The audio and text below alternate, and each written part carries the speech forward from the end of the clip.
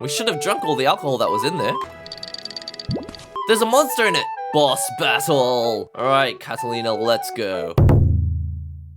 Hello and welcome to another NihongoGamer video. Very exciting day because Granblue Fantasy Versus has just arrived. Now if you're not familiar with this game, it used to be and still is a mobile game that you can play on your smartphone, but they've teamed up with Arc System Works, which is a company that is already quite famous for making very, very impressive looking fighting games that are actually 3D, but they look very much 2D. Arc System Works was clearly the ideal partner to make a game like this, but the big difference with this game is that in addition to being a quite in-depth fighting game, hopefully, it's also got quite an in-depth RPG mode. Open up the package and there you have the Granblue Fantasy Versus disc for PS4. As far as I'm aware, it's only on PS4 right now. I don't think it's on PC.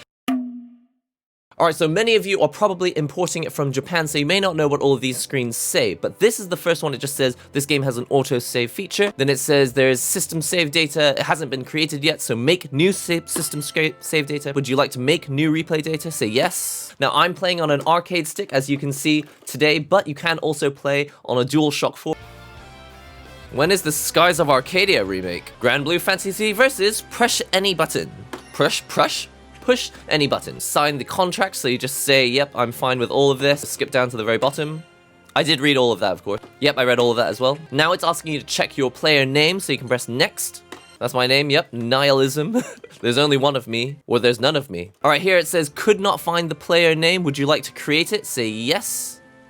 Okay, so here's what's really exciting about this game. Even though it's a fighting game, it's hopefully going to bring in a whole large new audience into the fighting game genre. What you want to go down is to this one. It says gameplay, and this is the main screen. So look at the main options we've got. The first option in this game is RPG mode. The next mode is versus mode. So if you've got a friend you want to play against, or if you want to just play against a computer player in the fighting game, then you can go into versus mode. It's also got single mode. This is against a computer player. It also says that you can get special endings if you finish this mode. So I guess single mode is similar to like arcade mode. There's also training mode, tactics mode. Now I'm guessing because this is an Arc System Works game, they use the word tactics. What they mean is this is the tutorial basically. And then the very last option is online. The illustration work in this game is absolutely phenomenal. Just look at this stuff. The first thing we should do is go straight into game mode and go into RPG mode. And I'm guessing that through the RPG, they're going to teach you how to play the fighting game. So it's like, not only is this a fighting game that's good for beginners, but it's also got a mode which will hopefully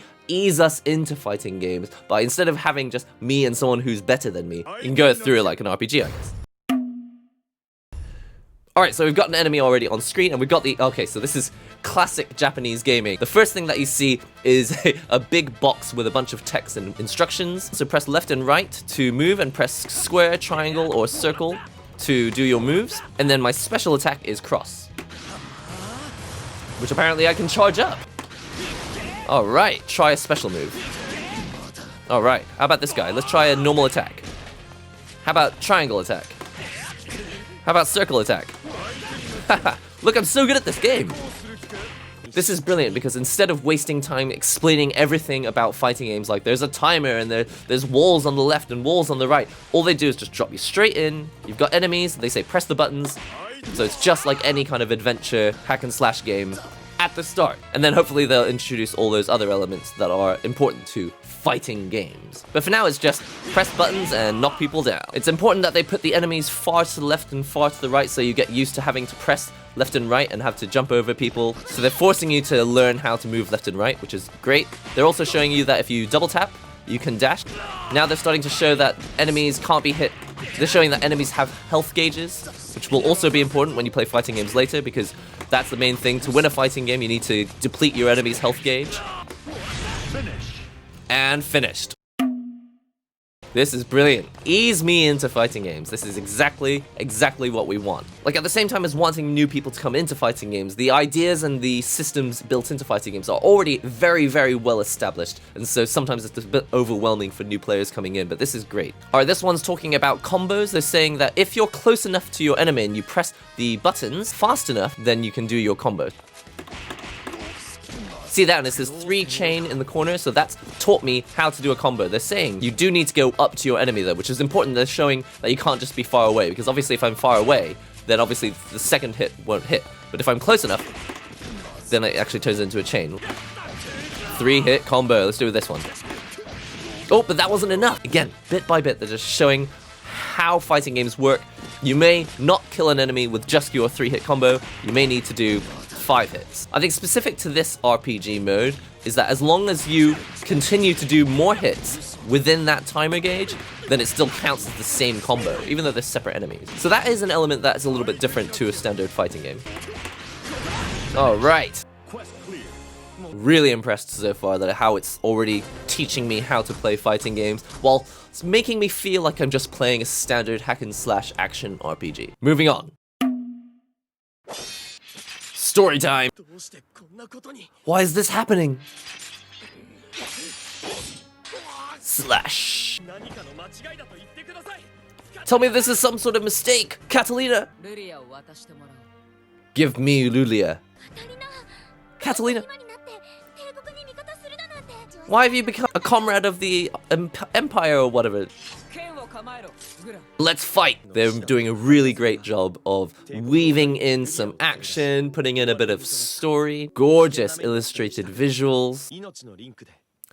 I have a soul link with this girl, Lulia. The art in this game is so good. Skies of Arcadia. When's the Kickstarter? So this is our airship, I guess. Hey! Klein! Is that you, Klein? Oh my goodness, it actually was Klein. Hey, the day that you're going to go and visit Catalina is tomorrow, right? If you haven't played an RPG that tells stories like this, it can seem a little tedious at times, but actually this is really, really nice to get the voice acting and the characterization of the people actually involved in this game. So it looks like the tutorial has completed and we're now at the main screen for the RPG. How to equip weapons. Alright, let's go. So unlike a normal fighting game, you can actually change your weapons, and so obviously I think in the main fighting game you won't be able to do all this customization, but for an RPG, this is obviously really important. He's like, alright, first choose a weapon. I'm not saying anything too difficult. So go to this one, it's highlighted in green. Choose your weapon here. Choose your main weapon, the one on the left. Click on the green one. Henko, this means to change your weapon. If you change this, you can change your HP and your attack power. Your attack power and HP have risen. Now this is a common thing in RPGs, it's saying that if you've changed your main weapon, you've actually also changed your properties. So now this has got a different element. When you fight, it shows the element of your main weapon. These are how the elements work. Red beats green, green beats brown, brown beats blue, and yellow and purple beat each other. So I guess we can just get back out of here. You are now able to choose quests and play them. Let's try, is what it says. For anyone who's interested to know, this is the arcade stick I'm using. You don't have to play on arcade stick, but just because this can be a fighting game, I like playing on arcade sticks. Well, I've made loads of videos about why I like playing on arcade stick, but this is the Victrix Pro FS that I'm playing on. Alright, I'm ready. Hey, wait up! Oh, right, in Albion in the town, there's gonna be lots of monsters. She said, let's be careful to not get attacked by monsters on our way to go and visit Catalina. So I guess at the beginning of the game, what we saw was like in the future, when we started fighting with Catalina. There's a dude flying in the sky. That was suspicious. Alright, so quest chapter 1. I think we just choose this one here. You can choose a friend as your partner, but we have no friends. Are these bottles really empty? They're really heavy. We should have drunk all the alcohol that was in there. There's a monster in it! Leave this to me. Well, you gotta start somewhere. It's not exactly the end of the world, is it? Alright, press the R1 button to do your abilities. If you press R1 while pressing the circle button, you can make it stronger. And just like 2D fighting games, you can also do down, forward in a circle like this, and then square to do a technical input. And obviously doing it the more difficult way means that the recharge time is a little bit faster, so there is a benefit to doing it the fighting game method. For example, let's just try with R1. So there's my special ability. It's a fireball, but I can also do a fireball motion with my hand here. So with a square button, you gotta be very careful not to look the wrong direction. So unlike a normal fighting game, you can look left and you can look right. So if you overshoot, when you're pressing the button, then you may press left before you press down. So if you're very careful, you'll get the fireball. But if you go too far to the left, then you end up looking left, and then it doesn't become a fireball anymore. It becomes the other attack. So press R1 and circle. That's that attack. Now I can also do down, R1 and circle. It's like a dashing forward attack. And if I press forward, I do my dragon punch move. Alright. And I assume all of these moves can be done using the standard fighting game inputs. Okay, now they're saying that we need to hit this enemy until the 3 becomes a 0. So press 3 circles. And it's gone. This one needs 3 hits as well. Oops. Oh, and they won't die unless you do a proper 3-hit combo, so the counter actually resets. So if you've never played a game like this before, pressing it you might end up pressing it like too fast, and then you don't get all 3 hits, or you may press them too slowly, and it doesn't work. But if you just get used to the timing, it's bosh, bosh, bosh, and you get all 3. So we're learning how to time combos. This will be useful when you're playing fighting games. And now it's trying to teach me how to do an attack into a special move. So if you do an attack, and then instead of just pressing circle again, you do a special move instead, like circle, circle, circle, R1, you should be able to time it so it goes bosh, bosh, bosh, special move. Oops, stay here. Like that. So finish with a fireball. Can I do it with the normal inputs as well? 1. So you can go circle, circle, circle, and then the fighting game input, quarter circle forward, punch. This guy needs 6 attacks, so we're gonna have to do something different. Circle, circle, circle. After those 3 hits, do the special R1 plus circle move. So it's not showing me the alternate way to do this, but instead of pressing R1 and circle, I can just press 1 button by doing the fireball motion instead. So I can go 1, 2, 3, both buttons, and that'll be all 6. Or I can go circle, circle, circle, and then fireball with a circle. Quarter circle motion, and then a circle. This will hopefully all make sense one day. Take these items, we got some crystals, and now we can move on to the next main quest. So this is chapter 2.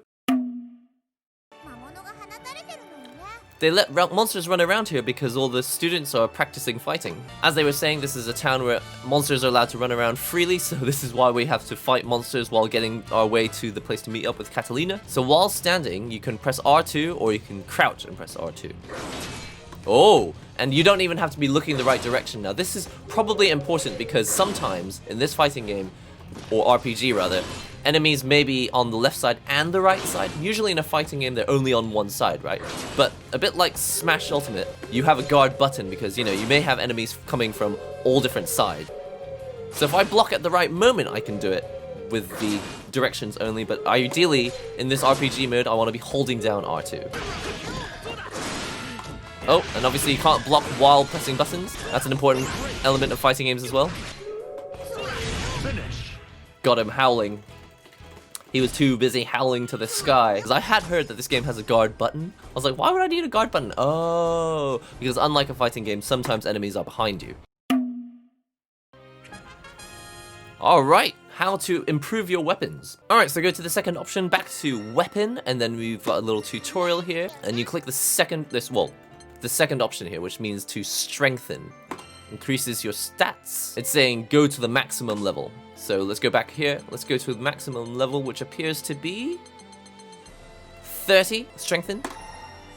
Weapon level up. You have reached the maximum level for this weapon. So this is common in RPG games on smartphones, but you can like max out the level and then you can't really do more with that weapon until you pick up a stronger weapon or you convert it into some other weapon. Here it's saying if you want to go beyond level 30, you're going to have to unlock that ability. This is the third option here. This is to unlock the level cap. You've received the materials necessary as a present. So let's do it. So just click on this one here. In order to unlock a weapon's level cap, you've got to use the same weapon. So we've got the exact same weapon down here, but it's level 1. And we're going to use this to unlock our level 30 dagger and go even higher. Max level up. We can now go as far as level 45. To make your weapon even stronger, let's level up the skills attached to the weapon. So we've leveled up the weapon. Now we can level up the skills attached to the weapon. That's the fourth option down here. and we need to use these crystals to do so. We got some rare crystals and some super rare crystals. Let's raise our skill level up to level 5, it says. This time you won't need any materials. So we're going to the level 5. Skill has risen. Your weapon's skill level has increased, and so has the effects. It says you need to match your main weapon with the element, and if they're not matched, then the effect won't work. So you can see my element here is wind, but also here I've got this like dragon tornado skill, and this is also wind. Whew, haven't played an RPG for so long. It's getting fighting gamers to play RPGs, it's getting RPG players to play fighting games. Sometimes you'll get little play bonuses, like here. This is what this number 5 is for. Let's open up our play bonuses, press square to collect them all at the same time. Quest number 3. Gran! Leave Lulia to us, take care of these Empire people. We're not handing you the girl. And now it's telling us how to evade. So if you press forward and R2, so the block button, you can use that to evade. You can also do it by evading backwards. Gotta do it at exactly the right moment. Oh, if you're facing the wrong direction, it becomes the other evade. Gotta be careful. So I guess I get past these arrows and then I ultra combo this man. He's given up.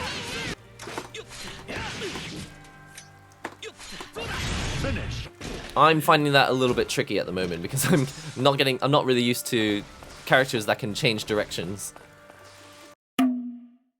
So the more enemies that you take down, the higher the chain bonus. Oh, I see, you can press the guard button first. So you can press guard and then press forward to... Okay, that makes much more sense. There we go, so I got over a 10 chain, and I guess my attack power must have increased. Boss battle, and then a free quest. So let's do this boss battle.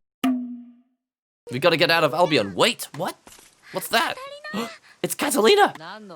What are you talking about? Wait, Lulia. Something seems a bit strange. Catalina-san! Prepare yourself. Boss battle! Alright, Catalina, let's go. Alright, so when you're in boss battle, it enters normal fighting game mode, which is versus mode. Interesting, right, so now that we're in versus mode, you can see it's become a traditional fighting game. So essentially, not too much has changed apart from the fact that back is always guard instead of change direction. Overdrive! When the gauge in the bottom of the screen gets to up to max level, the boss can use their overdrive. Oh, I see. So fighting her takes down her overdrive gauge. So I don't want her to have overdrive because I assume that's making her stronger. So let's just do a bunch of moves and make sure we get rid of that gauge. Oh, what's this? Break. So during overdrive, if the boss gets down to 0, they end up in break condition. At this point, they're very vulnerable. Brilliant. So this is my chance. Wait, I did a 3-hit combo. I'm sure I could have done more than that. If my gauge is at 100%, I can do my quarter circle forward R1 move. There we go. So I guess there are no shortcuts for that. So you will have to learn how to do some quarter circle motions in this game. I mean, what they've done is there are no double quarter circle motions, which people do find very, very difficult. What's going on? I'm a Knight of the Empire. So there you have it for Granblue Fantasy Versus. It's a fighting game, but it's also an RPG, and interestingly enough, the very first option in this is actually RPG mode, and the fighting game mode is actually second. So which one is it first? Is it a fighting game, or is it an RPG? I think the reason it's turned out like this is, one, because using an RPG helps you teach people how to play fighting games. But for Cygames, who publish Granblue Fantasy, they already have an RPG. The mobile phone game, which is not ending, they just want you to continue playing that game on your mobile phone. That is the RPG. This is like a fighting game with an RPG mode, but essentially if you really get into the story and you want to play more of Granblue Fantasy, you would move over to the mobile phone RPG. And for people who are already playing the mobile phone RPG, now they can come and they can play a fighting game. So it's like more hand-to-hand combat, a more hand-to-hand combat version of the game that they already know and love, the characters that they know and love. I think the idea is to have cross-pollination from the RPG world and the fighting game world and have both people move back and forth. Now, we didn't really get a chance to try out the main fighting game portion, but as you saw in the boss battle there, that's pretty much how it's going to work.